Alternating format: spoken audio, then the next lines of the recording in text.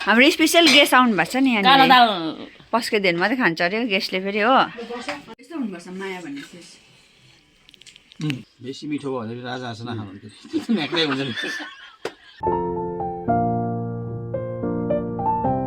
So hello everyone welcome back to my Nikita blog है अनि सबैजनालाई ह्याप्पी सङ्क्रान्ति अन्त सो तपाईँहरूको के भयो कसो भयो भनिदिनुहोस् होला है हाम्रो चाहिँ यस अब जुठो छ र पनि अब खानु त हुन्छ है र पनि हामीले त्यस्तो केही पनि प्रिपरेसन गरेन है अन्त यता अब गाउँ बस्तीमा त यही हो अन्त माथिल्लो घर तल्लो घरबाट ल्याइदिनुहुन्छ नि त अन्त त्योहरू पनि हामी खाइहाल्छ है अन्त अब बनाउने हुन्छ आमाले रोटीहरू बनाउनुहुन्थ्यो अन्त यसपालि बनाउनु भएन केही पनि है अन्त यसो केही प्रिपरेसनै छैन हो सो के हुन्छ कस्तो हुन्छ तपाईँलाई आजको डे देखाउँदैछु हेर्दै गर्नुहोस् होला अन्त तपाईँलाई एउटा चिज भन्नेछु है प्लिज मलाई लाइक सेयर सब्सक्राइब गरिदिनुहोस् होला हेर्नुहुन्छ तर सब्सक्राइब चाहिँ गरिदिनु हुँदैन है किन होला त्यो चाहिँ तपाईँहरूको माया र सपोर्टले त म अगाडि बढ्छु अन्त डेली तपाईँहरूको मेरो भ्लग देखाउँदैछु हेर्दै गर्नुहोस् होला माया दिनुहोस् होला है अन्त अब गाउँ बस्तीमा त्यही हो है सबैजना मिलेर यता माथिल्लो तल्लो हाम्रो यता यस्तो गरेर ल्याउँछौँ नि त है अन्त चाहिँ त्यही हो आजको डे स्टार्ट भयो है तपाईँलाई सेयर गर्छु कस्तो लाग्छ के लाग्छ भनिदिनुहोस् होला है अन्त अब चाहिँ म तल जाँदैछु ब्रेकफास्ट गर्नु है सो हेर्दै गर्नुहोस् होला देखाउँदैछु है सिमल तरुल है अझै सिमल तरुल कि यो सिमल तरुल अब यसो गरेर कोरेसो गरेर सुकाउँछौँ अन्त त्यसको पिठोले चाहिँ सेलरोटी बनाउनु पर्छ सेलरोटी बनाउँ भनेर नि गाउँ बस्तीमा चाहिँ यस्तो हुन्छ है सबैजना हेर्नुहोस् न गाउँकोहरूले सबै ल्याइदिन्छ नि त है अन्त यसरी भाग लग्यो हाम्रो पनि भगभग चाहिँ हामी पनि लिएर जान्थ्यौँ है अन्त हाम्रो उताको यता त्यस्तो हुन्छ नि त साटासाट है अन्त यी सबै ल्याइदिनु भएछ सो गाइस म चाहिँ यहाँ खाँदैछु जेरो है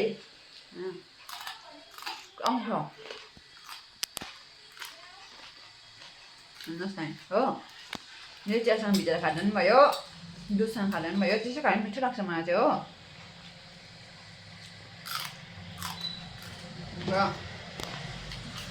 यहाँनिर तल हो हिजो घरबाट पठाइदिनु भएको मम्मीले हो मिठो छ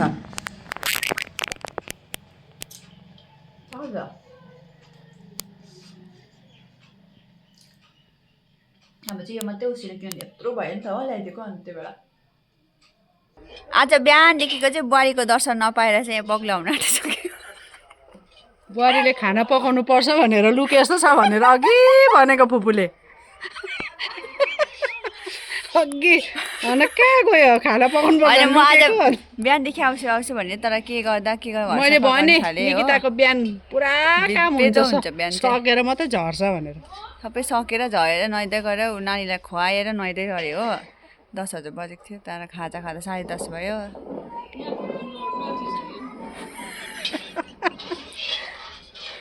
ठुल्दामीको स्पेसल पकौडा ल्याइदिनु भएको रहेछ ए हो काकाको हातमा है काका ल्याइदिनु भयो अब हामी चाहिँ खाने के को पकौडा हो यो के को पकौडा हेर्नु त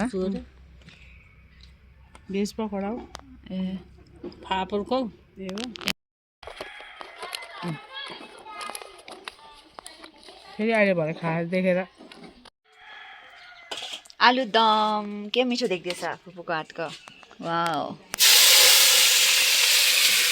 यहाँ चाहिँ मेरो फेभरेट बन्दैछ चुलामा पकाएको चाहिँ खानु एकदम मजा आउँछ अरे हो अन्त चाहिँ फुपूले बनाउनु रहेछ यहाँ किनेमा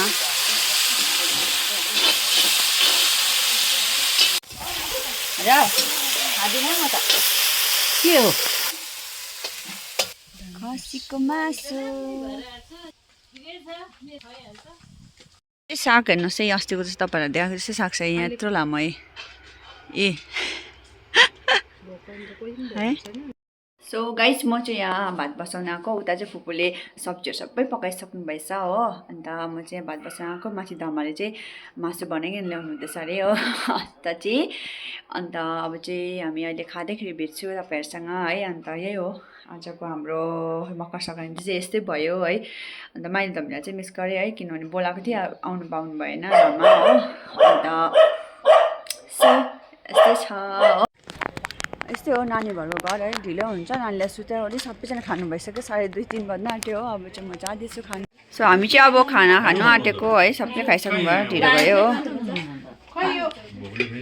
हाम्रो स्पेसल गेस्ट आउनु भएको छ नि कालो यहाँनिर दाल पस्के दिन मात्रै खान्छ अरे गेस्टले फेरि हो पहेँली दाल हो यो होइन पाँचजना मलाई मासु यहाँ नहाल्नु है म खान सक्दिनँ नि अमन हुन्छ बोटुकामा दिनु अरे स्पेसल झोल नदिनु झोल खान्न म तपाईँले खसी खाँदैन खसी मात्रै खान्छु ए देशी पनि खाँदैन खान्न म खतरा रहेछ त मान्छे त है त्यसो भए तिमी बस रोटी खाने? कम्ती भात खाएको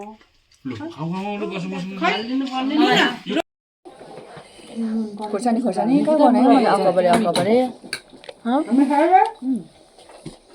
हो हामीले बस्यो भर्खर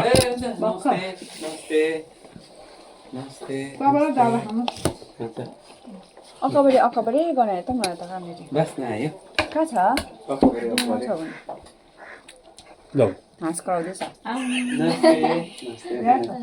को ए ज्वाइ गङ्गाजी मलाई एउटा खोर्सानी दिनु न हौ खोर्सानी कहाँ छ दिन तपाईँ फ्रिजमा छैन यस्तो हुनुपर्छ माया भन्ने चिज यता पनि खाइरहेको किन खुवाउनु है आफू चाहिँ खुवाइदिँदैन है तेरो अवश्य बन्द भयो यो चाहिँ हामी सबैजना बाहिर यसरी बसिरहेको छ है मम्मी अजीको पुरा याद आइरहेको छ यसरी देख्दा चाहिँ हो खुसी हुनुभयो होला मम्मी अजी पनि हो यहाँ चाहिँ पुरा गङ्गिदी भात दिनुहुँदैछ हो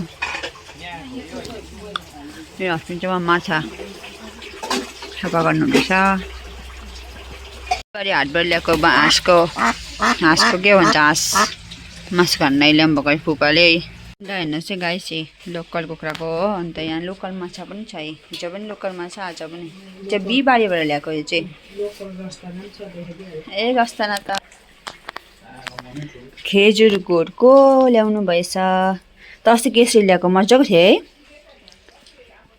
लाइट देख्नुहुन्छ नि खेजुर गुडको मेस्टी यो आलु र प्याज पनि आलु र टमाटर ल्याउनु भनेको थियो नि त हो यहाँनिर चाहिँ काट्नु हुँदैछ यहाँ माछा बाटा माछा है बुवा बाटा माछा नि दुइटै मिक्स छ सो गाइस म चाहिँ यहाँ घरमा मासु बनाइदिँदैछु हो मासुको डिपार्टमेन्ट मेरो अन्त आमा चाहिँ उता माछाको डिपार्टमेन्ट छ उता आगोमा फ्राई गरिदिनु हुँदैछ यहाँ चाहिँ म र नानी मात्रै छ अझै माथि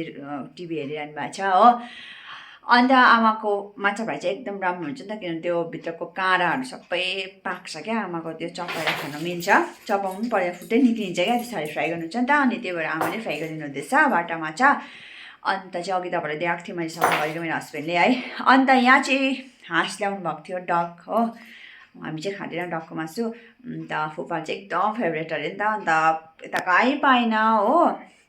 अन्त बिहिबारे गएर काखा र फुपा गएर चाहिँ लिएर आउनुभएको बिहिबारेबाट हो अन्त सानो सानो छ त्यस्तो मतलब गाउँको चाहिँ अब बोसो टाइपको मोटो हुन्छ नि त है उता बजारको चाहिँ लुते हुँदैछ हेर्नुहोस् ल म यसको रेसिपी देखाउँछु यसरी बनाउँछु होला भनेर त्यो चाहिँ सर्ट्समा हालिदिन्छु किनभने लङ हुन्छ मेरो भिडियो है अन्त सर्ट्स भिडियोमा हेर्नु कसरी बनाउँछु म चाहिँ डकको मासु हो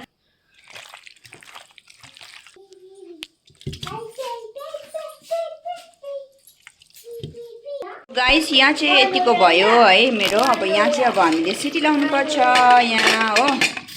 अलिक पाकेर चाहिँ अब यहाँनिर सिटी लाउनु लागि 2 सिटीमा आएर चाहिँ बन्द गर्नुपर्छ हो त यहाँ मेरो राइस पाक्दैछ हो अन्त यो पकाएर चाहिँ म जान्छु उतापट्टि है उताको पनि तपाईँलाई देखाउँछु के हुँदैछ कसो हुँदैछ हो हामी चाहिँ यहाँ आगो तापेर बसिरहेको छ हो अन्त यहाँ टेस्टी पारेर खानुहुँदैछ है टेस्ट गर्नुहुँदैछ अनि यहाँनिर चाहिँ माछा आमाले फ्राई गरिदिनु भइसकेको छ है हो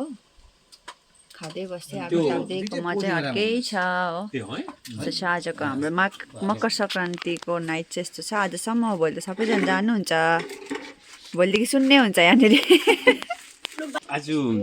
साँच्चै नै मिठो भयो यो हाँसको मासु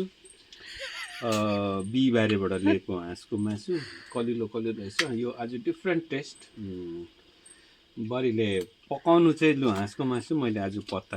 डिफ्रेन्ट टेस्ट अस्ति खानु भएको थियो त अन्त खाएको थिएँ तर यति साह्रो मिठो चाहिँ अस्तिको भन्दा आज झन् मिठो लाग्यो मलाई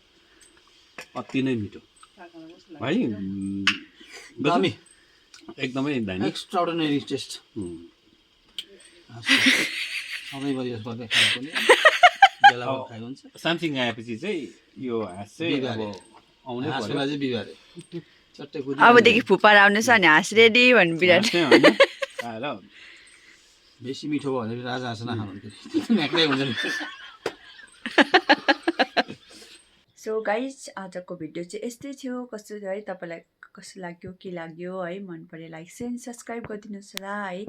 अन्त अब चाहिँ हामी सबैजना उता खायोरी बातसात सकेर चाहिँ अब घरमा अब सुत्न लागेको है 11 बज्न आँट्यो है आजसम्म लास्ट हो भोलिदेखि त